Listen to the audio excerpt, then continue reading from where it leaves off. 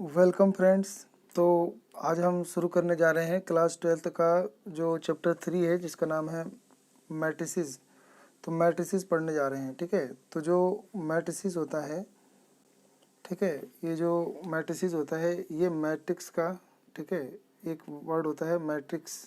तो मैट्रिक्स का ये प्लूरल है, ठीक है। तो मैट्रिक्स का ये प्लूरल है, ये आपको ध्यान रखना है, ठीक है। उसके बाद देखो यहाँ पे कुछ चीज़ें हैं पढ़ने को, इसको हम छोड़ रहे हैं, वहाँ से शुरू कर रहे हैं जहाँ से आपको मतलब समझ में आए कि मैट्रिक्स है क्या, ठीक है। तो हम यहाँ से शुरू करेंगे, ठीक है। तो आगे पढ़ते हैं। तो यहाँ से शुरू करते हैं मैट्रिक्स, ठीक है। तो मैट्रिक्स है क्या, तो देखो यहाँ पे कुछ लिखा हुआ है, तो पहले उसको पढ़ते हैं, ठीक है।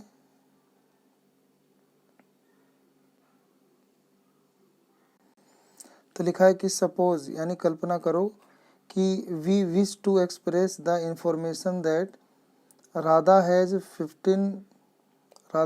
15 नोटबुक। कल्पना कर लो, हम ये व्यक्त करना चाहते हैं सूचना कि राधा के पास 15 नोटबुक है। वी में एक्सप्रेस हम इसको व्यक्त कर सकते हैं एज 15 को लिख कर वो उसको क्लोज इंटरवल में लिख दो, ठीक है, यानी ऐसे लिख दो, ठीक है। 15 लिख कर और क्लोज इंटरवल में ऐसे लिख दो विद द अंडरस्टैंडिंग दैट, और इससे हमें समझ में आता है कि the number inside this box, इस क्लोज इंटरवल के जो बॉक्स में जो नंबर है, is the number of notebook that Radha has. तो ये सूचना बता रहा है कि राधा के पास कितने जो नोटबुक है उसकी संख्या बता रहा है, ठीक है। आगे लिखा हुआ है कि now if we have to express, और अगर हम ये व्यक्त करना चाहते हैं कि राधा हैज़ 15 नोटबुक्स, कि राधा के पास 15 कॉपियाँ हैं और एंड 6 पेन, यानी 6 कलम है। तो वी में एक्सप्रेस, तो हम उसको ऐसे एक्सप्रेस कर सकते हैं, कोलोजिमेट्रल 15 और थोड़ा गैप छोड़ के 6, विद द अंडरस्टैंडिंग दैट, ये समझते हुए कि the first number inside box is the number of notebook, और while the other one in the number of pen possess by Radha. तो बक्से के अंदर जो पहली संख्या 15 लिखी है वो बता रहा है कि राधा के पास जो नोटबुक है वो 15 है, और दूसरा वाला जो नंबर है वो बता रहा है कि राधा के पास कितनी कलम है, ठीक है। तो लेट अस नाउ सपोज, आओ हम कल्पना करें कि we wish to express the information of possession. तो चलो हम पोजेसन की इंफॉर्मेशन को हम कैसे व्यक्त करेंगे। Possession of notebook and pen by Radha and her 2 friend Fauzia and Simran. तो राधा और उसके जो 2 फ्रेंड हैं फौजिया और सिमरन, उनके पास कितने कितने नोटबुक हैं और कितने कितने कलम हैं, इसको भी हम व्यक्त कर सकते हैं। तो लिखा है कि विच इज एज फॉलो, ऐसे है कि देखो राधा के पास 15 नोटबुक 6 पेन हैं, फौजिया के पास 10 नोटबुक 2 पेन हैं, और सिमरन के पास 13 नोटबुक और 5 कलम है। तो now this could be arrange in the tabular form. तो हम इसको टेबुलर फॉर्म में अरेंज कर सकते हैं, टेबुलर माने टेबल के फॉर्म में। तो हम टेबल के फॉर्म में जब एक्सप्रेस करते हैं तो हम यूँ लिख सकते हैं कि यहाँ पे नेम राधा, फौजिया, सिमरन, और यहाँ पे नोटबुक लिख सकते हैं 15, 10, 13, और पेन लिख सकते हैं 6, 2 और 5। तो ऊपर वाला स्टेटमेंट पढ़कर और इससे कुछ कुछ मैच हो रहा है। आगे लिखा है कि दिस कैन बी एक्सप्रेस, हम इसको ऐसे भी व्यक्त कर सकते हैं कि 15, 10, 13 और 6, 2, 5, या 15, 6, 11, 2, 13, 5। तो जो अगर हम ऐसे पढ़ते हैं, क्षैतिज हॉरिजॉन्टल लाइन पढ़ते हैं, इसे बोलते हैं फर्स्ट रो।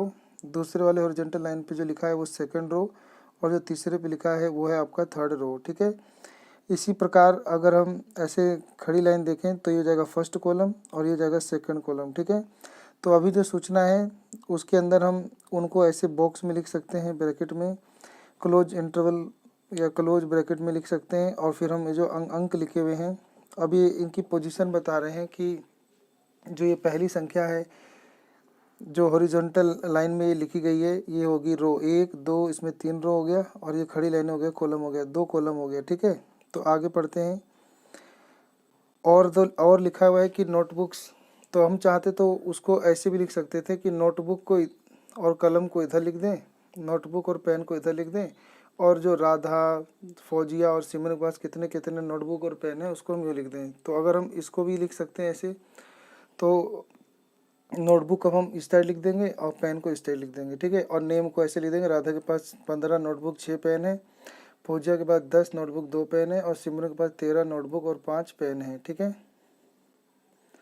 आगे लिखा है कि वी कैन एक्सप्रेस, हम इसको ऐसे भी व्यक्त कर सकते हैं, ऐसे मतलब क्लोज इंटरवल में लिख सकते हैं। तो ये हो जाएगा 15 10 13 और 6 2 5। ये हो गया फर्स्ट रो सेकंड रो, ये हो गया first column second column third column, ठीक है। यहाँ लिखा हुआ है सब आपको पढ़ने में आ रहा है, ठीक है। तो लिखा है कि in the first arrangement of the entries of the first column represent the number और notebook possessed by Radha Fauji and Simran. तो जो पहले वाला अरेंजमेंट था उसके अंदर जो हमने पहले कॉलम में जो लिखा था वो बता रहा था कि राधा फौजी और सिमरन के पास कितने कितने नोटबुक हैं। Respectively the entries in the second column represent the number of pen possessed by Radha Fauji and सिमरन। और दूसरी वाले कॉलम में जो हमने लिखा था नंबर या एंट्रीज या एलिमेंट लिखा था उसको बोलते हैं कि वो बता रहा था कि राधा फौजिया और सिमरन के पास कितने कितने कलम हैं, ठीक है। तो मैं दिखा देता हूँ एक बार और, ये वाला इसके अंदर जो पहला कॉलम है ये बता रहा था कि राधा फौजिया और सिमरन के पास कितने कितने नोटबुक है, और दूसरा कॉलम बता रहा था कि कितने कितने कलम हैं उनके पास, ठीक है। आगे respectively similarly in the second arrangement, और इसी प्रकार हमने जब ये दूसरी अरेंजमेंट देखी ये वाली, तो इसमें थोड़ा सा उल्टा हो गया। इसमें ये हो गया कि अब ये बता रहा है कि ये जो लाइन है, मतलब जो हॉरिजॉन्टल लाइन है या जो रो है, ये पहली रो, ये बता रहा है कि कितने कितने नोटबुक हैं राधा के पास, फौजिया सिमरन के पास, और दूसरी वाली रो बता रहा है कि कितने कितने कलम हैं इन तीनों के पास, ठीक है। तो यही लिखा हुआ है यहाँ पर, respectively similar in the second arrangement. The entries in the first row represent the number of notebook possessed by Radha, Fozia and Simran. Respectively, the entries in the second row represent the number of pen possessed by Radha, Fozia and Simran. Respectively, तो इस प्रकार हम कह सकते हैं कि matrix क्या होता है। तो मैट्रिक्स की डेफिनेशन देखो अब आ रही है। तो मैट्रिक्स की डेफिनेशन होती है एन अरेंजमेंट और display of the above kind is called matrix. तो जो ऊपर अरेंजमेंट किया गया था या जो डिस्प्ले यानी प्रदर्शन किया गया था अंकों को लिखकर, वो मैट्रिक्स था। तो मैट्रिक्स की डेफिनेशन ऐसे होती है कि matrix is an order rectangular array of number और फंक्शन। तो मैट्रिक्स जो होता है एक रेक्टेंगुलर ऑर्डर में लिखा गया या दर्शाए गए नंबर या फंक्शंस होते हैं। ध्यान रखना, नंबर और फंक्शंस होते हैं। फंक्शन यानी साइन एक्स कोस एक्स या फिर एक्स वाई, ठीक है। और नंबर यानी गिनती 1 2 3 4, ठीक है। तो the numbers and function are called the element or entries of the matrix. तो जो नंबर लिखते हैं वो आपके कहलाते हैं एलिमेंट, या उन्हें एंट्रीज ऑफ मैट्रिक्स बोलते हैं। ऐसा बहुत कम बोलते हैं, ज़्यादातर एलिमेंट बोलते हैं। तो जो भी हमने इस ब्रैकेट के अंदर लिखे थे वो आपके एलिमेंट थे, और उसके अंदर हम या तो नंबर लिखते हैं या फंक्शन लिखते हैं, ठीक है। तो देखो नीचे एग्जांपल दे रखा है, लिखा है कि वी में डिनोट। तो we denote matrices by capital letter. जो भी मैट्रिसेस होते हैं उन्हें कैपिटल लेटर से डिनोट किए जाते हैं। देखो यहाँ पे कैपिटल ए लिखा है, फिर उसके बाद ऐसे बड़ा सा क्लोज इंटरवल, और इसके अंदर देखो ये नंबर लिखा है। इन्हें एलिमेंट बोलते हैं। ये जो -2 है ये एलिमेंट है, ये भी एलिमेंट है। 0 √5 3 6 ये सब एलिमेंट है इसके अंदर जो लिखे जाते हैं, ठीक है। ऐसे देखो आपको बी मैट्रिक्स दिख रहा है, सी मैट्रिक्स दिख रहा है। तो आप ध्यान से देखेंगे तो यहाँ पर नंबर लिखे हुए हैं, यहाँ पर आईओटा यानी कॉम्प्लेक्स नंबर लिखे हुए हैं कुछ, और यहाँ पर आपको ये फंक्शन लिखे हुए हैं एक्स साइन टेंजेंट, मतलब टेन वेन, ये जो ट्रिग्नोमेट्रिक फंक्शन बोलते हैं इन्हें। तो ये सब आपके यहाँ लिखे हुए हैं, ठीक है। In the above example the horizontal line of the element are set to continue rows on the matrix and the vertical line of the element are set to continue columns of the matrix. तो जो ऐसी लाइनें होती हैं इन्हें रो बोलते हैं, और जो खड़ी लाइनें होती हैं इन्हें कॉलम बोलते हैं, ठीक है। ऐसी लाइनों को रो बोलते हैं और जो खड़ी लाइनें हैं इन्हें कॉलम बोलते हैं मैट्रिक्स का, ठीक है। तो 10 इस प्रकार A has 3 row and 2 column. तो ए में अगर देखा जाए तो कितने रो और कितने कॉलम हैं, तो देखो ध्यान से, 1 2 3 रो, तो यहाँ लिखेंगे 3 और मल्टीप्लाई लिखते हैं 2 कॉलम, 1 और ये 2, तो यानी 2 कॉलम है, ठीक है। तो ऐसे हम इसको शो करते हैं, ठीक है। आगे लिखा है कि बी में 3 रो 3 कॉलम है, चेक करो ध्यान से। तो बी वाले में आपको दिख रहा है 3 रो, 1 2 3 रो और 3 कॉलम, 1 2 3 कॉलम, तो इसे 3 इंटू 3 मैट्रिक्स बोलते हैं, ठीक है। ऐसे यहाँ पे 2 रो और 3 कॉलम दिख रहा है, इसको लिखेंगे 2 इंटू 3 मैट्रिक्स, ठीक है।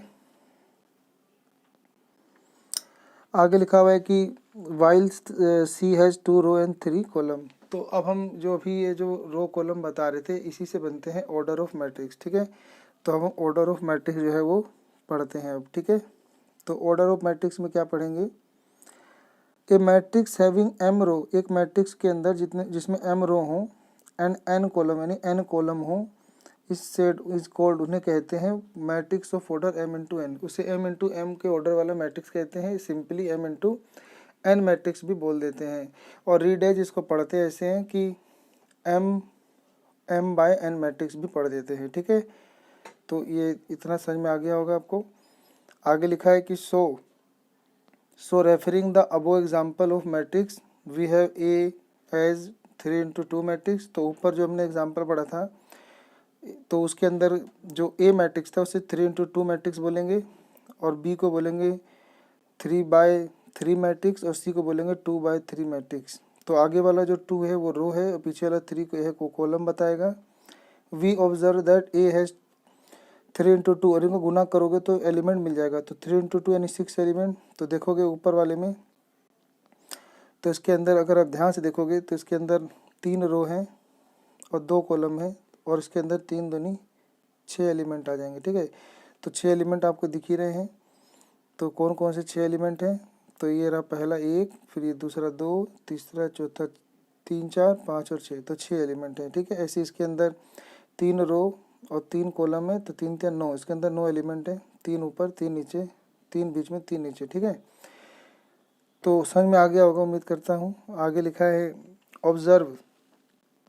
Observe that A has 3 into 6 element and B and C has 9 and 6 element respectively, ठीक है। तो आगे लिखा है इन जनरल, सामान्य तौर पर, an M into N matrix, M गुना एन मैट्रिक्स में has the following rectangular array, उसके अंदर रेक्टेंगुलर एरे ऐसे होते हैं। तो जो पहला वाला जो यहाँ लिखा जाता है उस एलिमेंट को दर्शाया जाता है A11 से। इस 11 का मतलब है, तो जो पहले 1 लिखा है जैसे A11, तो पहला वाला आपका बताएगा कि कौन सी रो में है, और दूसरा वाला जो है वो बताएगा कौन से कॉलम में है, ठीक है। तो अब ध्यान से देखेंगे, तो पहले रो में जो एलिमेंट आता है उसे लिखते हैं A11, इसका मतलब है पहली रो पहले कॉलम का स्थान, और दूसरा लिखा है A12 यानी पहली रो दूसरा कॉलम, A13 यानी पहला रो तीसरा कॉलम। ऐसे ही आगे चलते चलते पहला रो ही रहेगा हमेशा, तो A1, और ये मान लो n कॉलम तक चलेगा तो इसको लिखा जाएगा A1n। तो अगर ध्यान से देखें तो यहाँ पे लिखा है A1n। ऐसे ही अगर हम आगे पढ़ते जाएं तो अभी दूसरा रो है तो इसमें लिखेंगे A21 यानी दूसरा रो पहला कॉलम, A22 यानी दूसरा रो दूसरा कॉलम, A23 दूसरा रो तीसरा कॉलम। ऐसे ये दूसरा रो ही चलेगा लेकिन कॉलम n तक हो सकते हैं, तो A2n। ऐसे ऊपर से जब नीचे आएंगे तो नीचे आने पे A11, फिर A21, ऐसी A31, ऐसे चलते चलते AM1। तो मतलब मान रहे हैं कि ये m तक चलेगा, तो इसीलिए AM और 1 क्यों, क्योंकि ये पहला कॉलम है इसीलिए सब में M1। ऐसे ही दूसरा कॉलम है तो M2, और ये तीसरा कॉलम है तो M3। ऐसे ही चलते चलते आखिरी में आ जाएगा AMN यानी m इंटू एन ऑर्डर वाला है, इसके बराबर आ जाएगा, ठीक है। तो यहाँ पर एक दो चीज़ों का और ध्यान रखना है। तो यहाँ पर अब लिखा है, ध्यान से देखेंगे तो यहाँ पे कुछ लिखा है कि जो मैट्रिक्स होता है इतना बड़ा, उस मैट्रिक्स की जगह हम यूं भी लिख सकते हैं A बराबर, ये हो गया क्लोज इंटरवल, इसे मैट्रिक्स का निशान बोलते हैं, आई जे होता है, आई डोनेट करता है रो को और जे डोनेट करता है कॉलम को। तो आई जे और बाहर जो लिखा है वो ऑर्डर होता है m इंटू एन ऑर्डर का मैट्रिक्स, और इसमें जो आई होता है वो 1 से बड़ा या n के बराबर या छोटा होता है। ऐसी ए जो होता है वो जे के बराबर, एक मतलब जे जो होता है वो 1 के बराबर या 1 से बड़ा लेकिन n के बराबर या n से छोटा होता है, और आई जे के होते हैं वो नेचुरल नंबर होते हैं। इस बात का ये शर्तें वगैरह आपको याद रखनी है, ठीक है। तो 1 से शुरू होगा तो इसीलिए नेचुरल नंबर। आगे लिखा है, इसको पढ़ लेते हैं। इंपॉर्टेंट चीज़ें हैं, देखो सब्र सब्र से सीखा जाता है। लिखा है कि thus the I row consist of the element, तो बोला आई रो वाले एलिमेंट ऐसे दिखाए जाएंगे आई एन तक, और जे कॉलम वाले कंसिस्ट, उसमें एलिमेंट जो भी उसमें एलिमेंट शामिल है उसको A1 जे, A2 जे, A3 जे, AMJ तक दिखाए जाएंगे, ठीक है, ऐसे दिखाए जाएंगे। इन जनरल और जनरल रूप में जब हम कह रहा है कि as I J is an element lying in I row and J column and we can also call as I J element of A, तो इसको हम आई जे एलिमेंट ऑफ ए बोलते हैं। और the number of element in M into N matrix will be equal to M N, और जितने भी total number of element होते हैं वो एम इंटू एन में गुना करने से आपको एलिमेंट पता चल जाते हैं, ठीक है। तो इतना पढ़ने के बाद यहाँ पे लिखा है कुछ note.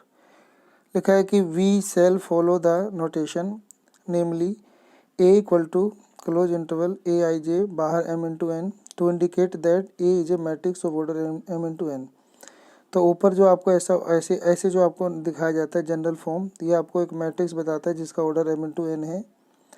We shall consider only those matrix, इसके अंदर हम वो मैट्रिक्स पढ़ेंगे जिसके एलिमेंट एक रियल नंबर है या वो फंक्शन है, लेकिन वो फंक्शन कैसे है, रियल वैल्यू वाले फंक्शन है, ठीक है।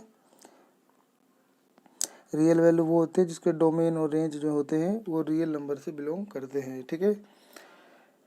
आगे लिखा हुआ है कि we can also represent any point X Y in a plane by matrix. हम एक प्लेन में कोई पॉइंट है ना उसे मैट्रिक्स से भी शो कर सकते हैं, या तो ऐसे जिसमें 2 रो 1 कॉलम, या फिर 1 रो 2 कॉलम भी से भी शो कर सकते हैं।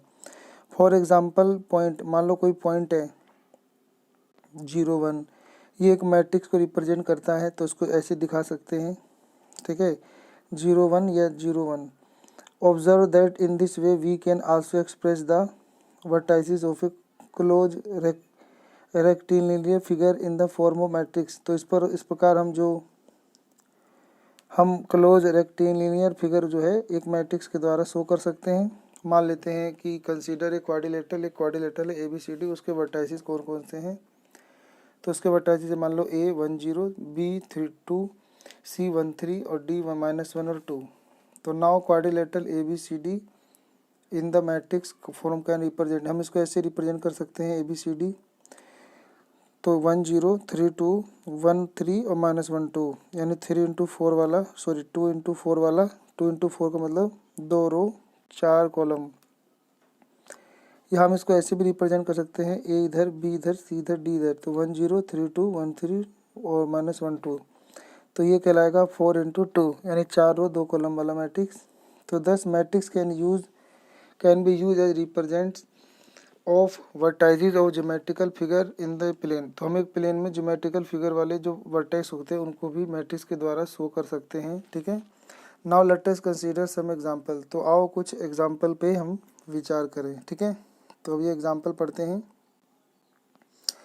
Consider the following information regarding the number of men and women workers in a 3 factories 1 to 3।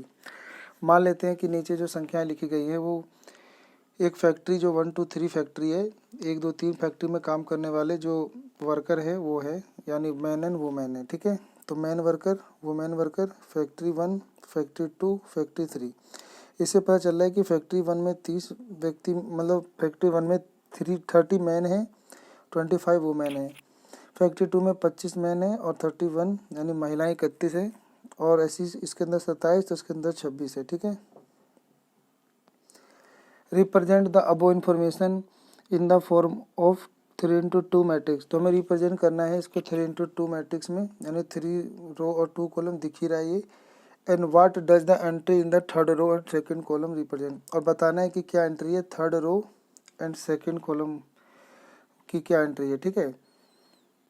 तो द इन्फॉर्मेशन इज रिप्रेजेंटेड, हम इसको 3 इंटू 2 मैट्रिक्स में कैसे रिप्रेजेंट कर सकते हैं, तो वो तो बनाया था, बस हम क्या करेंगे कैपिटल लेटर से मैट्रिक्स को डिनोट कर देंगे और फिर हम क्लोज इंटरवल लगा देंगे और 3 × 2 बनाना है तो 3 रो और 2 कॉलम में दिखा देंगे, ठीक है।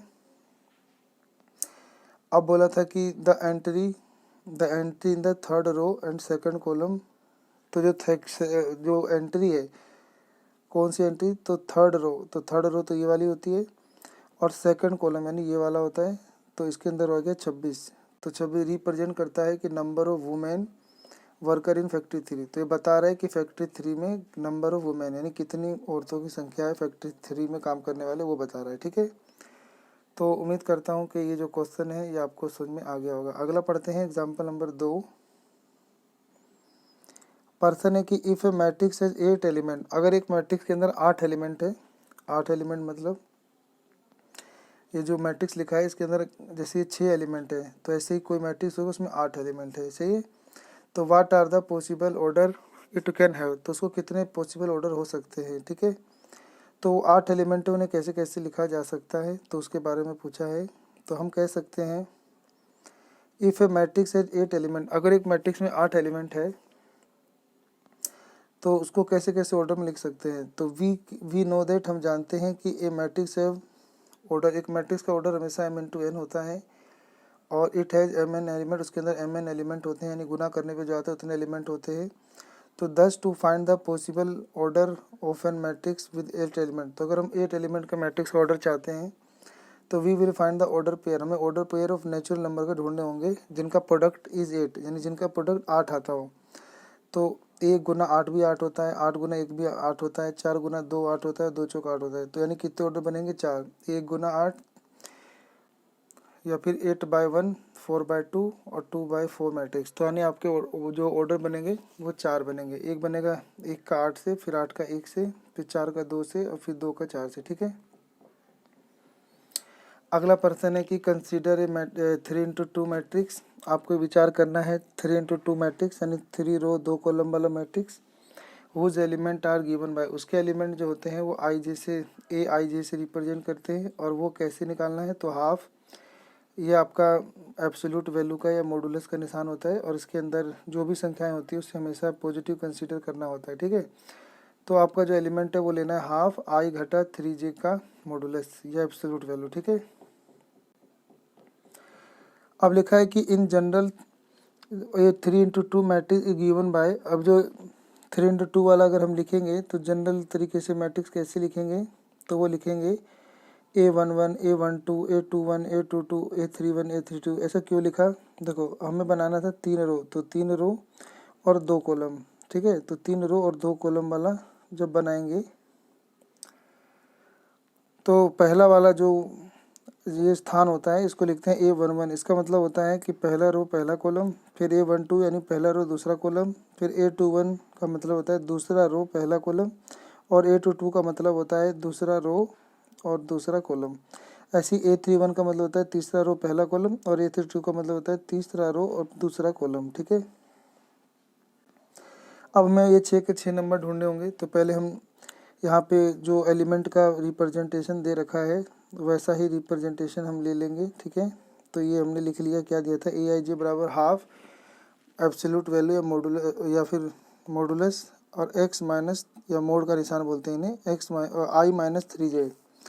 तो एक बार i की जगह 1 2 3 रखेंगे और j की जगह 1 2 रखेंगे। तो एक बार हम a11 निकालना चाहते हैं तो i की जगह 1 और j की जगह 1, देखो i की जगह 1 रख दिया, j की जगह 1, तो 1/2 1 -3 × 1, 3 × 1 करेंगे तो -3, एक में से -3 गया तो -2, और -2 से मॉडुलस बाहर आएगा 2, 2 से 2 कट गया तो 1।